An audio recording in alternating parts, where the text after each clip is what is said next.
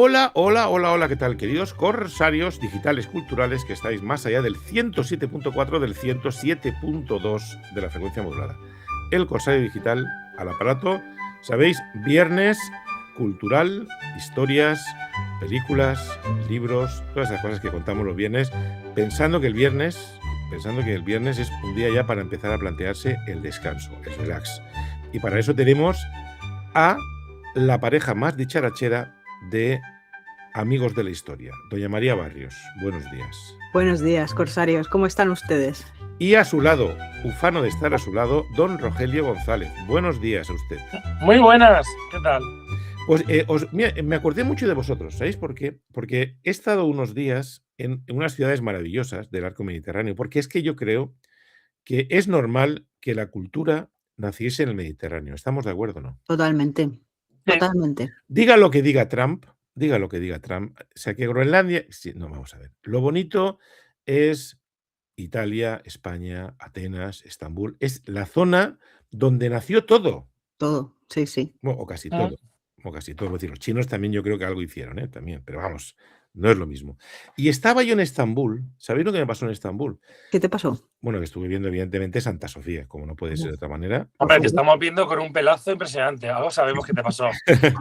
No, escúchame. Por cierto, voy a hacer un breve. Vi montones de personas sin ningún pelo, con un montón de agujeritos hechos y con una cinta negra que no sé para qué es en la cabeza. Me imagino que sea para proteger la inversión. Mogollón de personas. Impresiona, ¿verdad? Cuando vas además en el vuelo que se ven todos concentrados, que están ahí todos los hombres que además no pueden apoyarse, entonces van todos así puestos para adelante. Pues se ve que es un negocio, nos comentó el guía que era un negocio. La verdad que mucha gente va y que dice, no, se hay de todos los precios. Digo, ya, pero no sé, yo puestos a que te metan ahí en la cabeza cosas, digo, no sé.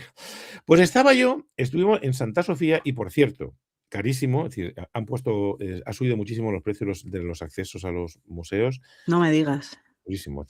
Pero compramos una cosa, la verdad que un poco despistados todavía con el cambio y tal, que era el museo y después también hay una especie de museo, una experiencia virtual que a mí me gustó mucho, una pasta. Sí. Y hablaban bastante de lo que hizo la mujer, porque Estambul es lo que es, o fue mucho tiempo lo que fue, cuando era romana, gracias a la mujer de un emperador. ¿Sí o no, doña María?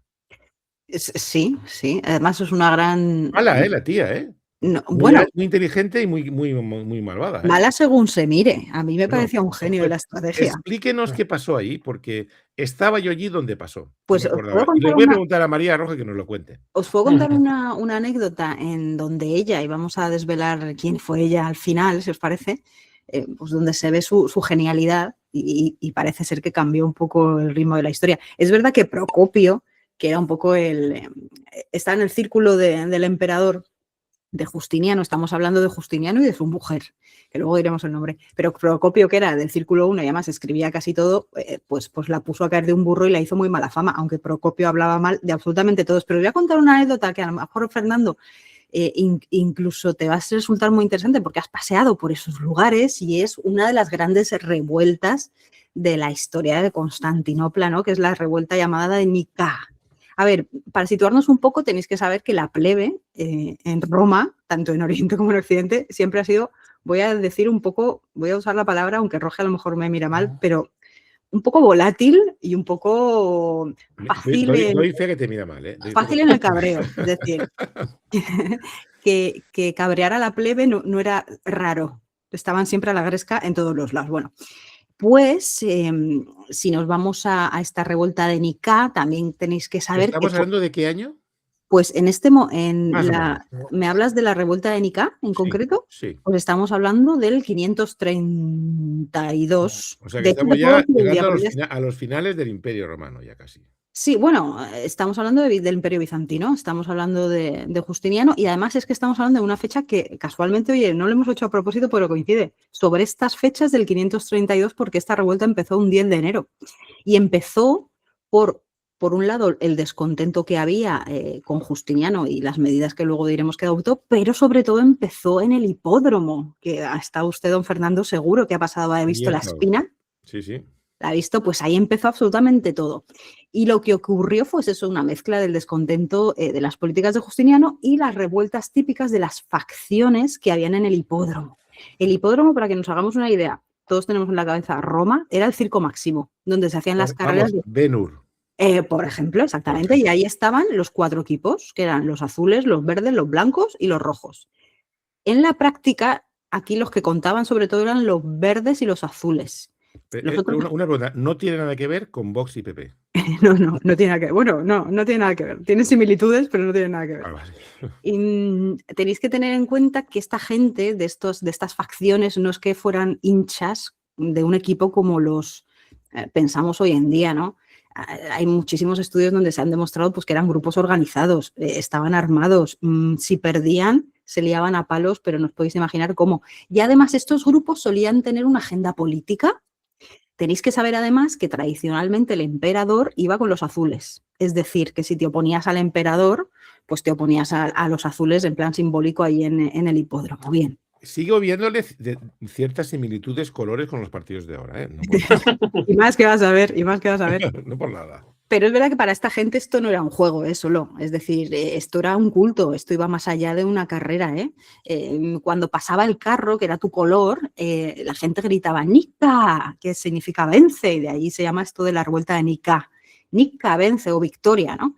Y el ambiente pues era muchísimo más impresionante que una final de la Champions, ¿eh? Para que os hagáis una idea, esto era muy similar.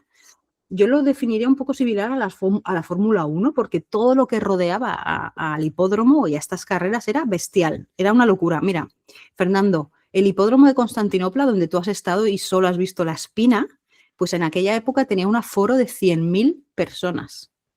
100.000. El Camp Nou creo que ronda los 99.000. Imagínate, ¿eh? Y medía, que era larguísimo, medía 500 metros que lo he calculado y es un poco no, es lo que mide la explanada de Alicante, mide 500 metros, o sea, imagínate. Que es recorrer la explanada de Alicante con un cacho de caballos.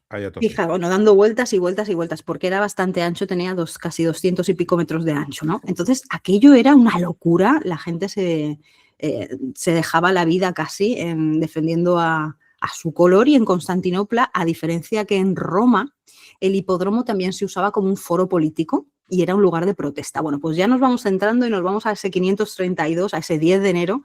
¿Y qué pasa? Pues que en Constantinopla la gente está muy enfadada con Justiniano, que era el emperador, porque había subido muchísimo los impuestos para financiar la guerra, sobre todo contra Persia, que luego llegaron a un pacto y les pagaron a los persas aún más por la paz, pero esa es otra historia. Además, la gente del pueblo pues odiaba mucho a Juan de Capadocia, que este era el prefecto del pretor, lo que sería el recaudador, ¿no? Porque era un tipo un poco raro y un poco cruel, pero bueno, al recaudador siempre se le odia. Montoro en sus buenos tiempos. Tal cual, un poco menos democrático que Montoro, pero sí, con esa misma mala baba. Justiniano, además, y este dato es súper importante para que entendáis la historia, había reducido los privilegios de la aristocracia. Y esto es importante entenderlo porque quiere decirse que su facción, que era la azul, tenía un motivo para volverse contra él, porque toda la aristocracia, toda la high class, toda la corte y todo el emperador estaban en la facción azul. Vale. Nos vamos al 532, el 10 de enero, Justiniano ve que hay disturbios otra vez y que hay varios tipos de las facciones verdes y azules que han cometido una serie de asesinatos y de disturbios, y decide condenarlos a morir ahorcados. Pero casualmente o misteriosamente o milagrosamente, según el historiador que cojas, te vende la historia de una manera, dos de esta gente condenada, dos de estos asesinos que generaban disturbios, se escapan, se meten en una iglesia, y uno era de la facción verde y otro era de la facción azul. ¿Qué pasa? Que esto hace que estos dos grupos, en principio deportivos o de las carreras, se unan en contra del emperador y empiezan porque pedían el indulto de estas dos personas a las que el emperador les estaba buscando y las iba a masacrar como había masacrado al resto. Vale. Pues estas facciones, la verde y la azul, se unen contra Justiniano y empiezan a gritar Nika, Nika, pero Nika, esta victoria era venceremos contra ti. Total, que la protesta se descontrola, el emperador se mete y se refugia en el palacio, las calles empiezan a arder, Fernando. Santa Sofía también.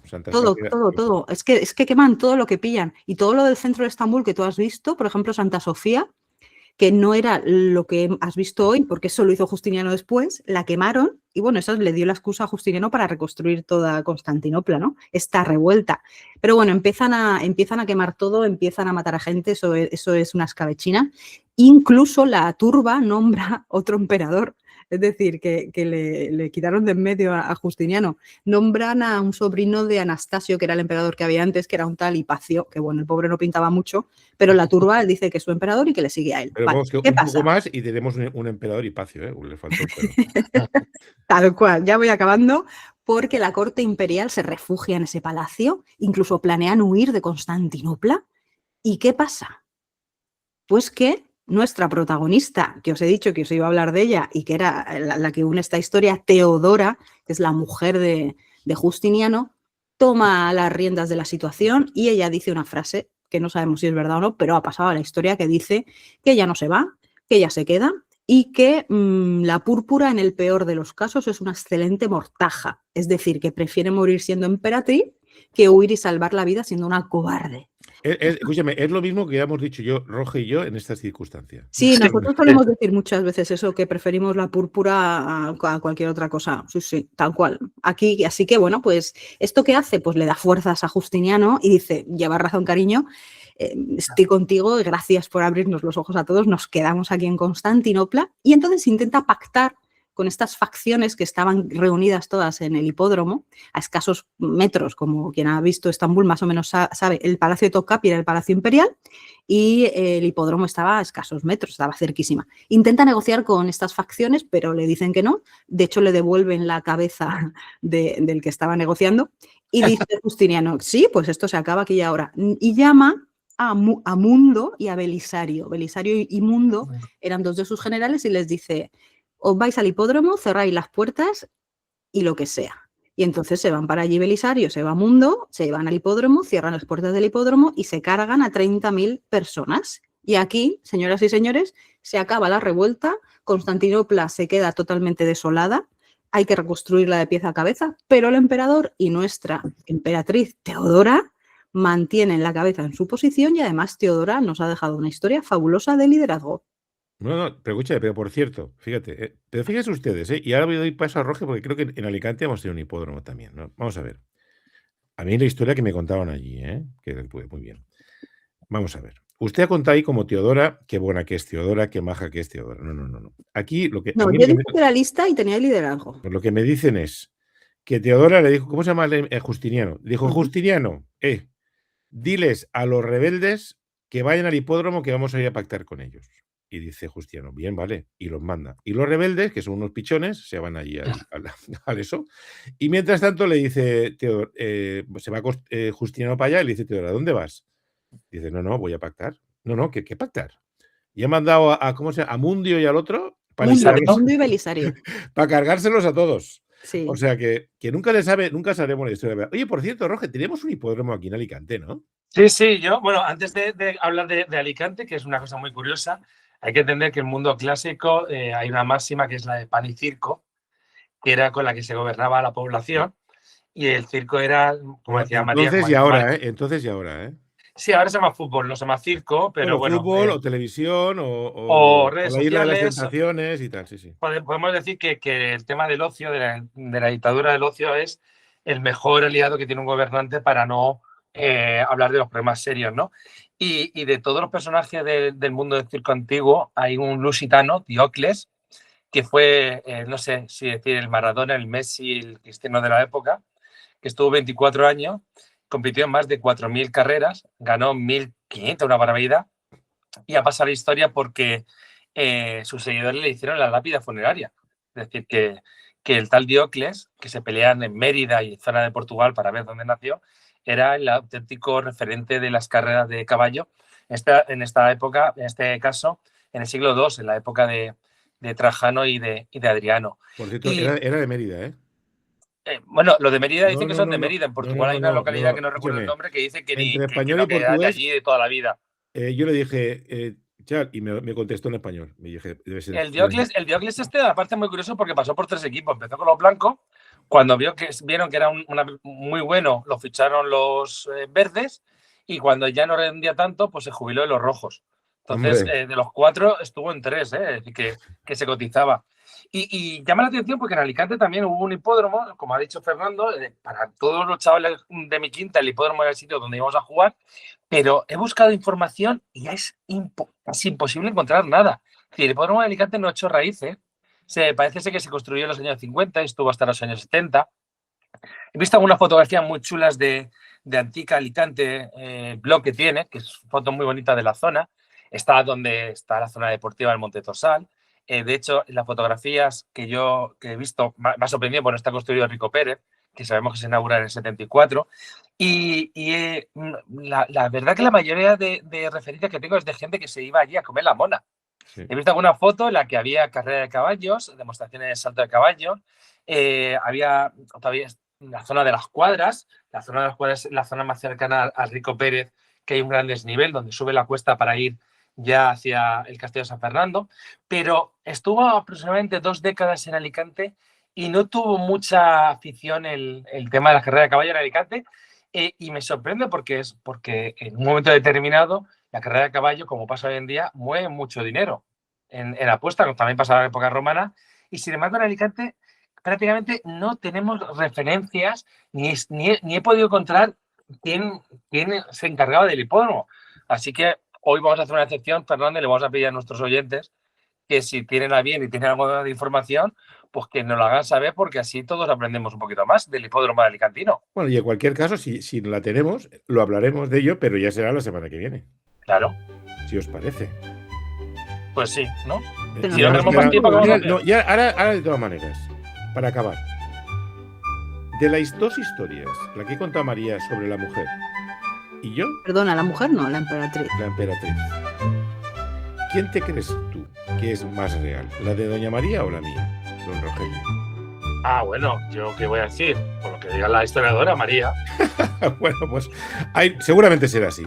Ahí lo dejamos y muchísimas gracias a los dos, Doña María y don Rogelio. Nos vemos la semana que viene. Lo del pelo. Hasta luego. Saludos. Adiós.